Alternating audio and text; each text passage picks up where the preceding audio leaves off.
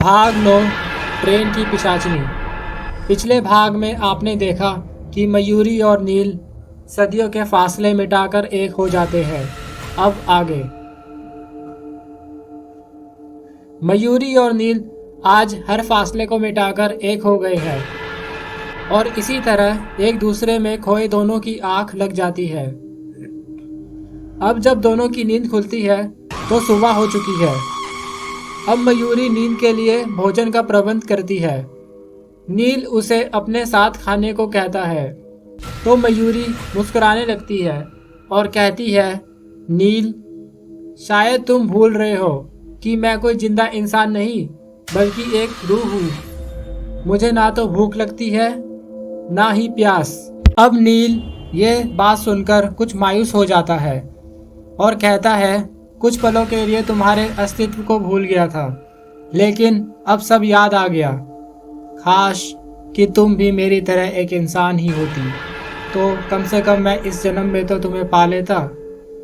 ये कहते हुए उसकी आंखें भर आती है। अब मयूरी उसके करीब आकर बैठती है और कहती है, अगर नहीं भी मिले तो कोई बात नहीं, अगले जन्म में मिल लेंगे। बस अब तुम जल्दी से तैयार हो जाओ।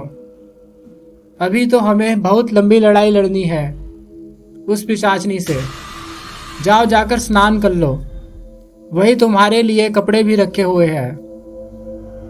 खाना तो तुमने बिना नहाए ही खा लिया, लेकिन अब जाकर नहा लो, फिर हमें एक स्थान पर भी जाना है। ये कहकर मयूरी मुस्कुराने लगती है। अब नील नहाकर तैयार होकर बाहर आता है और मयूरी से पूछता है, बताओ मयूरी, अब हमें कहाँ जाना है? अब मयूरी कहती है, यहाँ से जंगल में होते हुए एक पुराना शिव मंदिर है। तुम्हें उस मंदिर में स्थित भोलेनाथ का त्रिशूल लेकर आना है। उस त्रिशूल की एक खास बात है, ये हर कोई नहीं ले सकता। इसे वही ग्रहण कर सकता है जिसे स्वयं ईश्वर देना चाहे। अच्छा, अगर ऐसा है तो फिर मुझे कैसे प्राप्त होगा वो त्रिशूल? और मान लो अगर हो भी गया तो उसका हमें क्या करना है? मयूरी अब उसे बताती है, आभा को मारना मेरे बस की बात नहीं है, क्योंकि अगर मैं मार सकती तो कभी का मार सकती थी। इसलिए उसे तुम्हें ही मारना होगा। लेकिन वो एक शक्तिशाली पिशाचनी है, इसलिए तुम उसे सिर्फ उसी त्रिशूल से ही मार सकते हो। मैं उस त्रिशूल को नहीं छू सकती क्योंकि मैं एक रूह हूँ। अब तुम्हें ही सब करना होगा। बोलो, करोगे? हाँ मयूरी, मैं जरूर करूँगा। नहीं तो वो ना जाने कितने ही बेगुनाह लोगों का खून पिएगी और उसकी वजह से तुम भी भटकती रहोगी। अगर अब उसका अंत नहीं किया तो हम किसी भी जन्म में नहीं मिल पाएंगे। आज हमें हिम्मत करके उसका अंत करना ही होगा। मयूरी उसकी बातों से अत्यंत प्रसन्न हो जाती है और कहती है, तो ठीक है, तुम चलो मेरे साथ।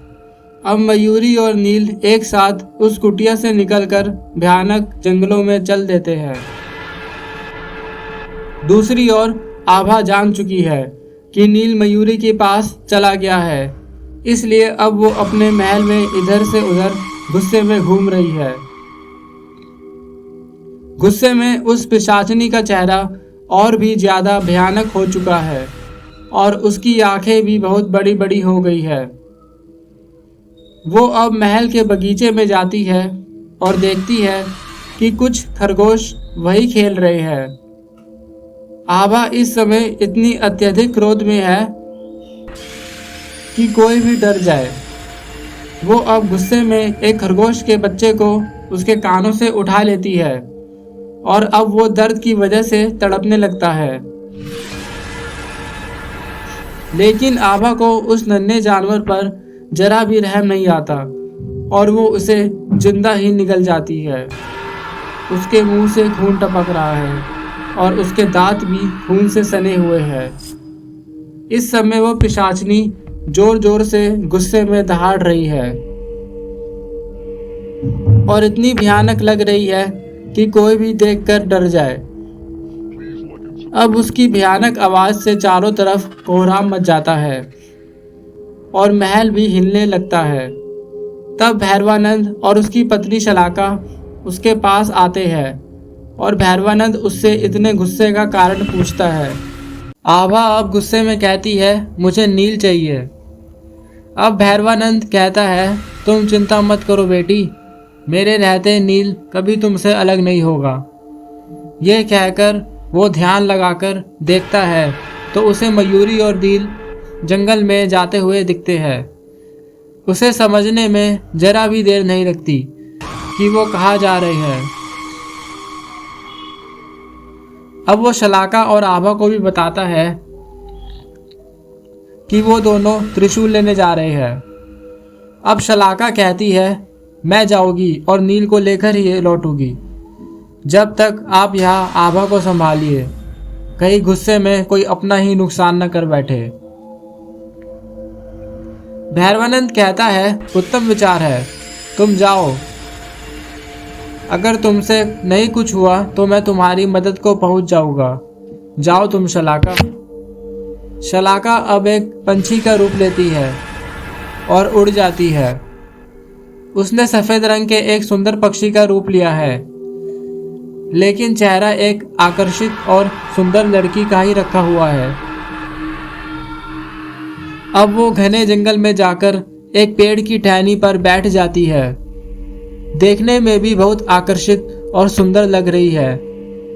कोई भी इस अनोखे रूप को देखकर आकर्षित और चकित हो जाए। दूसरी ओर मयूरी और नील ने जंगलों की यात्रा शुरू कर दी है। मयूरी बहुत चौकन्नी होकर चल रही है, क्योंकि वो जानती है कि ये सफर उन दोनों के लिए खतरों से खाली नहीं है। चारों ओर से जंगली जानवरों का शोर भी आ रहा है और दूसरी ओर से शलाका का भी खतरा, क्योंकि शलाका भी कोई कम शक्तिशाली नहीं है। मयूरी नील का हाथ पकड़कर जंगल में चल रही है और उसका ध्यान चारों तरफ है। जंगल बहुत ही घना है, जिसकी वजह से दिन में भी रात जैसा प्रतीत हो रहा है। मयूरी भी बहुत सतर्क है और चारों ओर देखती जा रही है। तो वही नील लगातार मयूरी की ओर देखता हुआ चल रहा है। अब मयूरी का ध्यान नील की ओर जाता है तो वो उससे पूछ लेती है, क्या हुआ नील, इतनी देर से देख रही हूँ कि तुम लगातार मेरी ओर ही देख रहे हो। नील कहता है, हाँ तुम्हें ही देख रहा हूँ और सालों की प्यास बुझा रहा हूँ। मन करता है पल बस यही ठहर जाए और मैं बस तुम्हारा हो जाऊं। अब मयूरी उसके साथ मजाक करते हुए कहती है, अच्छा जी, आज आप एक रूह को भी अपनी बातों से फंसाने लगे। अब नील उसे अपनी ओर खींचता है और उसकी कमर पर अपनी दोनों बाहें रख देता है।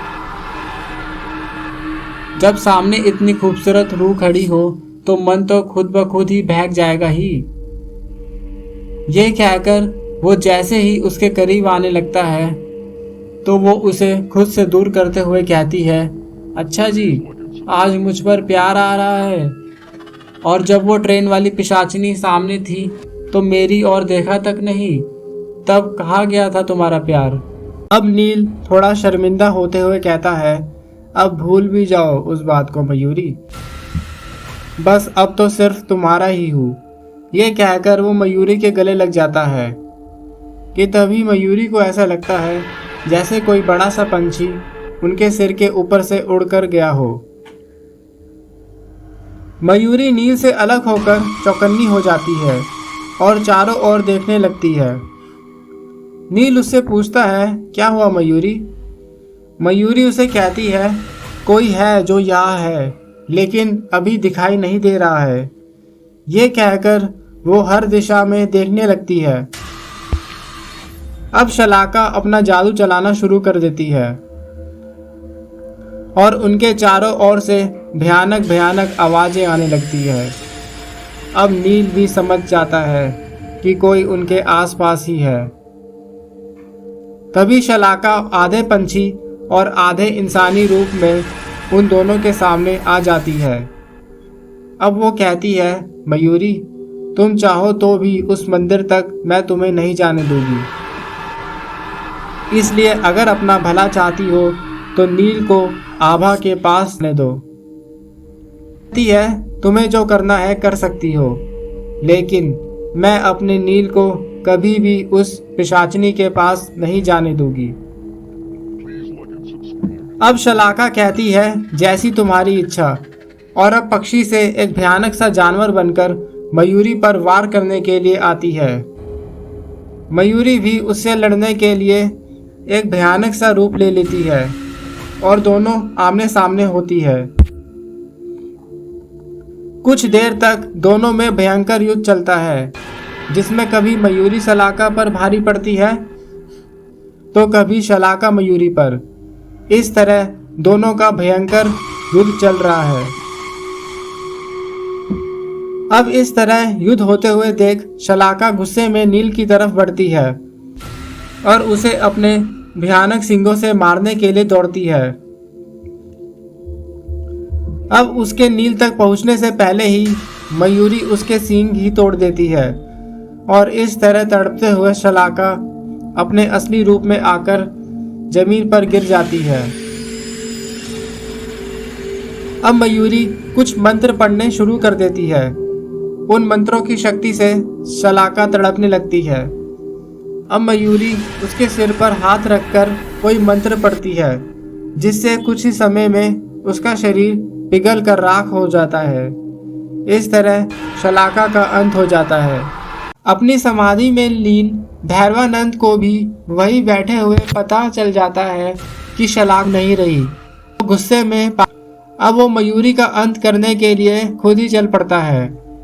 आभा उसे कहती है, मैं भी आपके साथ चलूंगी, लेकिन भैरवानंद उसे साथ चलने से मना कर देता है और खुद चल पड़ता है उन दोनों से बदला लेने। दूसरी तरफ नील और मयूरी ने अब राहत की सांस ली है कि चलो एक दुश्मन का तो अंत हुआ, लेकिन अब मयूरी जानती है कि उनका सामना भैरवानंद से होने वाला है, जिसका मुकाबला करना बेहद मुश्किल है। वो अब नील से कहती है, नील, इससे पहले हमें जल्दी से जल्दी मंदिर में प्रवेश कर लेना चाहिए।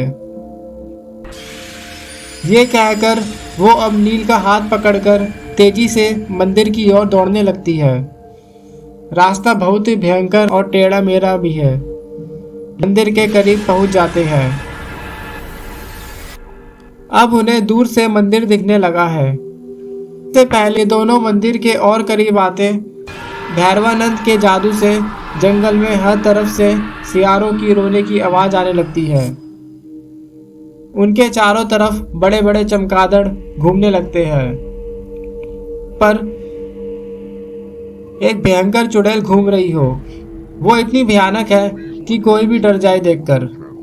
चारों ओर अंधेरा फैल चुका है और उन दोनों को अब हर तरफ भयंकर चुड़ैलें दिखाई दे रही है। सभी चुड़ैलें उन दोनों की तरफ बढ़ रही है।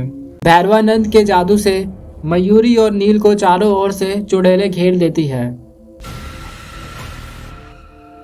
और उन्हें वहां से निकालने का कोई भी रास्ता नहीं मिल रहा है। अब एक चुड़ैल आकर नील के गालों पर नाखूनों से वार करती है और उसके गाल पूरी तरह से जख्मी कर देती है। मयूरी को कुछ समझ नहीं आ रहा कि कैसे वो अकेली इतनी सारी चुड़ैलें से लड़े। अब नील को मयूरी की ट्रेन में कही हुई बात याद आती है कि मंत्र पढ़ने चाहिए। ये सोचकर नील अब जोर जोर से गायत्री मंत्र पढ़ने लगता है, जिसके प्रभाव से चुड़ैलें तड़पने लगती है और धीरे धीरे गायब हो जाती है। अब नील और मयूरी को राहत मिलती है और दोनों थक कर वहीं जमीन पर बैठ जाते हैं।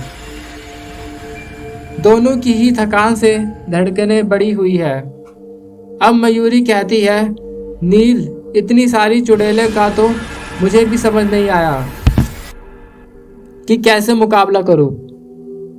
लेकिन तुम तो मुझसे भी ज्यादा बहादुर निकले और सारी चुड़ैलों को मंत्र की शक्ति से ही भगा दिया। नील अब कहता है, यह सब तुम्हारी वजह से ही मुमकिन हो पाया है मयूरी। मुझे उसी समय याद आ गया कि जब तुमने कहा था कि मंत्र पढ़ो मेरे साथ। मुझे और कोई मंत्र तो याद नहीं रहा, लेकिन गायत्री मंत्र अच्छे से आता था, इसलिए वही मंत्र पढ़ने लगा और वो चुड़ैलें उससे डरकर भाग गई। अब मयूरी कहती है, अरे मुझे तो उनसे लड़ते लड़ते कुछ भी याद नहीं रहा। अच्छा हुआ जो तुम्हें याद रहा। नील, एक बात हमेशा याद रखना, मैं रहूं या ना रहूं, लेकिन तुम ईश्वर को हमेशा याद रखना और हिम्मत से लड़ते रहना।